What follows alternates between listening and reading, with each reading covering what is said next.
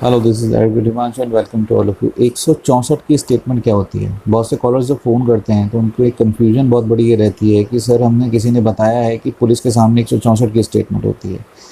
खैर, स्टेटमेंट कहीं पर भी होती हो और आप किस तरह से भी कर रहे हो, लेकिन उसका फ़र्क इतना नहीं पड़ता। लेकिन आपको ये पता होना चाहिए कि 164 जो भी कोई इतनी ईजिली बोल देता है कि 164 की स्टेटमेंट पुलिस के सामने होती है, वो पुलिस के सामने नहीं होती। 164 की स्टेटमेंट जिनको शादी करनी है उनके साथ भी, हर किसी के साथ तो नहीं, पर कई बार ऐसा होता है कि जब आप शादी करते हैं, घर से भाग जाते हैं, आपने अपने फ़ोन स्विच ऑफ कर दिए, नॉट रीचेबल हो गए, आपसे बात नहीं हो पा रही, या घर के प्रेशर में आके पुलिस ने जो है एफआईआर लिख दी। उसके बाद मतलब जब तक मामला पुलिस के हाथ में है, मतलब पुलिस आपको बुला रही है, इसीलिए कहा जाता है कि जब भी आप शादी करें तो डरे नहीं। एक तो लीगल तरीके से शादी करें, और शादी करने के बाद जो आपको सर्टिफिकेट होता है ना, चाहे वो पुलिस हो या चाहे पुलिस कमिश्नर हो, चाहे कोई भी आपके पास फ़ोन कर रहा हो आपके लिए, वो आप ही की भलाई के लिए फ़ोन कर रहे हैं आपके पास, कि घर वालों ने कंप्लेन लिखवाई कि लड़की को लेके भाग गया, लड़की का एबडक्शन, मतलब उसका अपहरण, उसको उठा के ले गया, अपहरण कर लिया। अब उसके बाद पुलिस क्या करेगी? जो नंबर दिए गए होंगे उस पर कॉल करेगी। शादी करने के बाद ज़्यादातर लोग क्या करते हैं कि वो अपने नंबर स्विच ऑफ कर देते हैं, नंबर बदल लेते हैं या तोड़ के फेंक देते हैं सेम, कि हम तो भाग गए, हम तो वहाँ चले गए, हमारा कुछ नहीं होगा, ढूंढेगी ढांढेगी पुलिस, खत्म हो जाएगा। देखो, ये सबसे गलत चीज़ है। हर चीज़ के प्रोसेस हैं, तरीके चलते हैं। तो खैर, मैं अभी इसमें आपको बता रहा था कि 161, 164 की स्टेटमेंट जो होती है वो किस तरह से होती है। जब घर वालों ने कंप्लेन करी, पुलिस के पास मैटर गया, आप लोगों ने अपने फ़ोन बंद कर दिए, या आप नॉट रीचेबल हो गए, या आपने बातचीत नहीं करी, तो जब आपकी कंप्लेंट एक एफआईआर में कन्वर्ट होती है, सबसे पहले घर वाले कंप्लेंट ही लिखवाते हैं। पुलिस उस पर इन्वेस्टिगेट करने के लिए जब आपसे बात नहीं होगी, पहले तो आपसे कॉल करेगी, पूछेगी। जब वो उस चीज़ आपसे नहीं हो पाएगी, जब उनको पता ही नहीं चलेगा कि लड़की गई तो गई कहाँ, तो वो उसको एफआईआर में कन्वर्ट कर देते हैं। मतलब फिर वो आपकी एफआईआर लिखी गई। एफआईआर लिखने के बाद पुलिस का प्रोसेस क्या होता है कि वो एफआईआर जो है फिर कोर्ट के थ्रू चलती है। मतलब एफआईआर पे अगर नंबर पड़ गया तो वो एमएम के पास चली जाएगी। और 164 की स्टेटमेंट जो होती है, recording of confession and statement है। कन्फेशन और स्टेटमेंट जो होती है ये मजिस्ट्रेट के सामने होती है।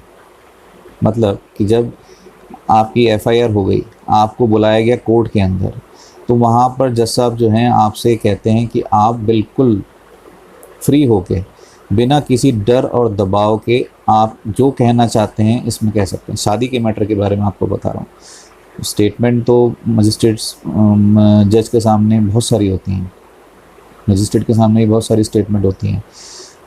शादी के मामले में जो लोग कोर्ट मैरिज कर रहे हैं उनके हिसाब से मैं बता रहा हूँ कि जब कोर्ट में आप जाते हो, वो डरने वाली बात नहीं है। 164 का मतलब जब आप मजिस्ट्रेट के सामने स्टेटमेंट देने के लिए जा रहे हैं, तो उसमें डरने की कोई ज़रूरत नहीं है कि वहाँ आपको कोई दबाव डालेगा, प्रेशर डालेगा। ना पुलिस कुछ कह सकती, ना आपके घर वाले आप पे प्रेशर डाल सकते, ना ही कोई थर्ड पर्सन। मतलब आप और कोर्ट, कोर्ट का मतलब मजिस्ट्रेट साहब जो वहाँ पर बैठे हुए हैं, चाहे वो सीजेएम हो, एमएम हो, अलग अलग जगह अलग अलग होते हैं, कोई भी जो बैठे हैं, आपके और उनके बीच में कोई ना प्रेशर डाल सकता, ना कोई दबाव डाल सकता। क्योंकि जब कोर्ट सुनती है तो सिर्फ कोर्ट ही सुनती है, बीच में कोई इंटरफेयर नहीं कर सकता। तो आपसे वहाँ पर ही कहा जाता है। और अगर नहीं भी इस चीज़ को कहा जाता है तो आप समझ लें, 164 की स्टेटमेंट जब किसी मजिस्ट्रेट के सामने होती है तो आप भी उनसे ये कह सकते हैं, अगर कोई आपके आसपास खड़ा है तो आप बोलें कि जी आप इनको सर प्लीज़ थोड़ी देर के लिए साइड कर दें, मैं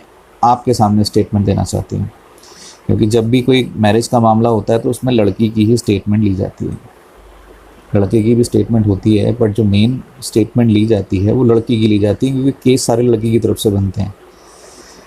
तो जब लड़की की स्टेटमेंट ली जाती है तो ये लड़की वहाँ पे खड़ी होगी, क्योंकि बहुत से ये कहते हैं कि सर हमको डर लगता है वहाँ पे कि भाई घर वाले भी होंगे, वो पुलिस वाला भी होगा, वो भी इस तरह से बोल रहा होगा। तो आपको डरने की ज़रूरत नहीं, आप कोर्ट के अंदर हैं। कोर्ट से ऊपर सबसे बड़ा स्थान होता है कोर्ट का, कोर्ट से ऊपर कोई नहीं। अगर मजिस्ट्रेट आपके सामने हैं और वो आपसे कह रहे हैं कि आप अपनी स्टेटमेंट लिखवाएं, तो 164 सीआरपीसी के अंदर ये मेंशन है, recording of confession and statement. मतलब कि आप अपना कबूलनामा या अपना जो कहना चाहते हैं स्टेटमेंट, वो रिकॉर्ड करा सकते हैं। और आपके ऊपर कोई जोर ज़बरदस्ती या दबाव नहीं होता किसी तरीके का कि आप यही स्टेटमेंट दें। आपके दिल में जो है, आपने अपनी मर्ज़ी से किसी से शादी करी है, तो आप वहाँ पे बोलें, किसी से डरने की कोई ज़रूरत नहीं। चाहे वहाँ पे पुलिस खड़ी हो, चाहे किसी कोई भी बड़ा अधिकारी खड़ा हो, चाहे आपके माँ बाप खड़े हों, चाहे कोई भी खड़ा हो, आपको किसी डरने की ज़रूरत नहीं। इवन आप ये भी कह सकते हैं कि सर, जो जज साहब हैं उनसे आप रिक्वेस्ट भी कर सकते हैं कि सर थोड़ी देर के लिए इनको बाहर कर दें, मैं आपके सामने स्टेटमेंट देना चाहती हूँ, क्योंकि स्टेटमेंट वहाँ आपकी होनी है, आपके परिवार की स्टेटमेंट नहीं होगी। इस चीज़ को आप अपने दिमाग में डाल के चलें कि स्टेटमेंट जब कोर्ट में मैटर जाता है तो आपकी होती है, आपके परिवार की स्टेटमेंट नहीं होती। तो मेरे ख्याल से अब आपको समझ में आ गया होगा कि 164 की जो स्टेटमेंट है वो मजिस्ट्रेट साहब के सामने होती है। पुलिस के सामने 161 की स्टेटमेंट होती है, उसके लिए मैं वीडियो बनाऊंगा कि 161 की स्टेटमेंट क्या होती है। पुलिस के सामने जब 161 की स्टेटमेंट होती है, उसके बाद 164 की स्टेटमेंट जब होती है, तो उससे पहले अगर पुलिस के दबाव में आके आपने अगर कोई स्टेटमेंट दी भी हो, तो 164 की स्टेटमेंट में आप ये कह सकते हैं कि पुलिस ने हमें दबाव में लेकर, अगर पुलिस ने आपके ऊपर दबाव बनाया है तो पुलिस ने हमारे ऊपर दबाव बना के हमसे ये स्टेटमेंट ली थी। लेकिन सर, सच्चाई ये है कि जो भी आपका मैटर है, आप बता सकते हैं कि हमने इनसे शादी करी, मैंने अपनी मर्ज़ी से इनसे शादी करी है, मेरे ऊपर कोई ज़ोर ज़बरदस्ती और दबाव नहीं है। अगर आपने ये मजिस्ट्रेट साहब के सामने बोला, तो जो अगर पुलिस के सामने आपने कोई स्टेटमेंट दी भी हो दबाव में आके, घर वालों के या पुलिस के दबाव में या रिश्तेदारों के दबाव में आके या किसी के भी दबाव में आके स्टेटमेंट दी हो जो आपके खिलाफ जारी हो, आप मजिस्ट्रेट साहब के सामने बिल्कुल सही बोल सकते हैं बिना किसी दबाव के। फिर ध्यान रखें, डरने की ज़रूरत नहीं है। कोर्ट के अंदर आप हैं और कोर्ट है, कोर्ट के पास पूरी पावर होती है। कोर्ट से आप कहें कि मुझे स्टेटमेंट लिखवानी है, और सर जिससे भी आपको अगर वहाँ पे डर लग भी रहा, लगने की कोई ज़रूरत नहीं है। बालिग होते हैं, लड़की 18 से ऊपर होती है, लड़का 21 से ऊपर होता है। इतना तो उनके सोचने समझने की ताकत होती है कि डरने की ज़रूरत नहीं है। लीगल काम है, कोई इलीगल काम नहीं है जो आप कर रहे हो। कॉन्स्टिट्यूशनली राइट है आपके पास कि आप अपनी मर्ज़ी से शादी कर सकते हैं, वही आप कर रहे हो। तो इसमें कोई डरने की बात नहीं, कोई गैरकानूनी काम नहीं करा रहा है।